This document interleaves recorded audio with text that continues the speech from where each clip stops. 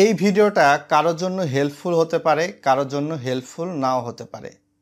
আপনার হাতে একটা এনআইডি কার্ড রয়েছে। এই এনআইডি কার্ড দিয়ে আপনার ফোনে কয়টা রকেট অ্যাকাউন্ট খুলতে পারবেন, খুলে সেটা ব্যবহার করতে পারবেন। এটা নিয়ে অনেকেই জানতে চাচ্ছেন, রিকোয়েস্টেড একটা ভিডিও।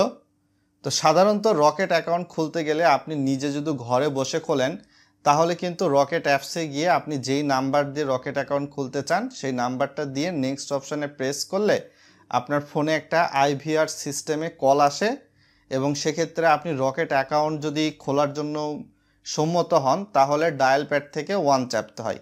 এর পরবর্তীতে আপনার রকেট অ্যাকাউন্টের 4 ডিজিটের একটা পিন কিন্তু সেখানে দিতে হয়। তার পরবর্তীতে কলটা কেটে যায়, আপনার ফোনে একটা ওটিপি আসে এবং যে রকেটের আপনি পিনটা কল আসার পরে ডায়াল প্যাডে ডায়াল করেছেন সেটা দিয়ে লগ ইন করতে হয়। এটা ছিল মূলত একদম প্রথম প্রসেস। তো এই প্রসেসে আপনি কিন্তু চাইলে একাধিক রকেট অ্যাকাউন্ট খুলতে পারবেন, কিন্তু সেই রকেট অ্যাকাউন্টে আপনি কেওয়াইসি যদি আপডেট না করেন তাহলে কিন্তু আবার লেনদেন করতে পারবেন না। এটা একটা কিন্তু বিষয় রয়েছে। তাই ভিডিওটা সম্পূর্ণ ভালোভাবে বুঝতে হলে ভিডিওটা লাইক করে শেয়ার করে সম্পূর্ণ বিষয় জেনে শুনে বুঝে নেওয়ার চেষ্টা করবেন। আপনি রকেট অ্যাকাউন্টটা খুললেন, তার পরবর্তীতে আপনার সামনে কিন্তু ইয়োর কেওয়াইসি আপডেট বা কেওয়াইসি ইয়োর আপডেট নামে একটা অপশান আসে, সেখানে ক্লিক করতে হয়। ক্লিক করলে দেখা যায় যে আপনাকে বলা হয় যে আপনি জেনারেল রকেট অ্যাকাউন্ট খুলবেন নাকি রেমিটেন্স রকেট অ্যাকাউন্ট খুলবেন। যার যেটা রকেট অ্যাকাউন্ট খোলার ইচ্ছা, তো যে অপশানে ক্লিক করবে, ক্লিক করার পরবর্তীতে তার কেওয়াইসি আপডেট করার জন্য তার এনআইডি কার্ডের কিন্তু ছবি দিতে হয়। সেই এনআইডি কার্ডটা স্মার্ট কার্ড হতে পারে বা লেমিনেটিং যুক্ত এনআইডি কার্ড হতে পারে।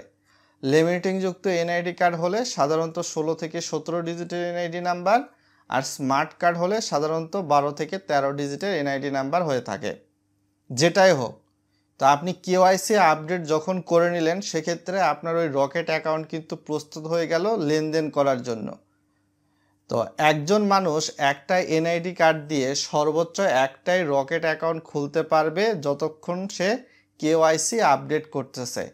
কিন্তু আপনি রকেট অ্যাকাউন্ট একটা নাম্বারে খুললেন কিন্তু কেওয়াইসি আপডেট করলেন না, তো সেক্ষেত্রে কেওয়াইসি আপডেট মানে আপনার এনআইডি কার্ডের সংক্রান্ত তথ্য দিলেন না, আপনার সেলফি দিলেন না, তো সেক্ষেত্রে সেই রকেট অ্যাকাউন্ট কিন্তু ফুলফিল হলো না। ফুলফিল না হলে আপনি একাধিক রকেট অ্যাকাউন্ট খুলতে পারছেন কিন্তু সেক্ষেত্রে আবার লেনদেন করতে পারছেন না। তো মোরাল অফ দ্য স্টোরি বিষয়টা এইরকম, আপনি যখন কেওয়াইসি আপডেট করলেন, রকেট অ্যাকাউন্ট খুলে রকেট অ্যাকাউন্টের অ্যাপসে লগ ইন করলেন, KYC all A to Z details পূরণ করলেন, সেক্ষেত্রে আপনার একটা এনআইডি দিয়ে একটা রকেট অ্যাকাউন্টই খুলতে পারবেন। এর চেয়ে বেশি রকেট পার্সোনাল অ্যাকাউন্ট খোলা সম্ভব নয়।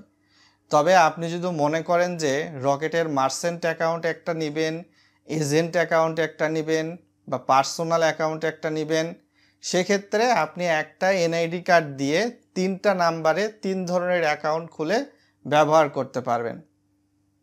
তো এজেন্ট অ্যাকাউন্ট যারা রয়েছে এটা সাধারণত রকেটের যারা ব্যবসা করে ক্যাশ আউট ক্যাশ ইন তাদের জন্য। রকেটের মার্চেন্ট অ্যাকাউন্টে সাধারণত হয়তোবা পেমেন্ট নেওয়ার ক্ষেত্রে ইউজ করা হয়, যারা হয়তোবা দোকানপাট রয়েছে বা অনলাইনে পেমেন্ট নেয় তাদের জন্য।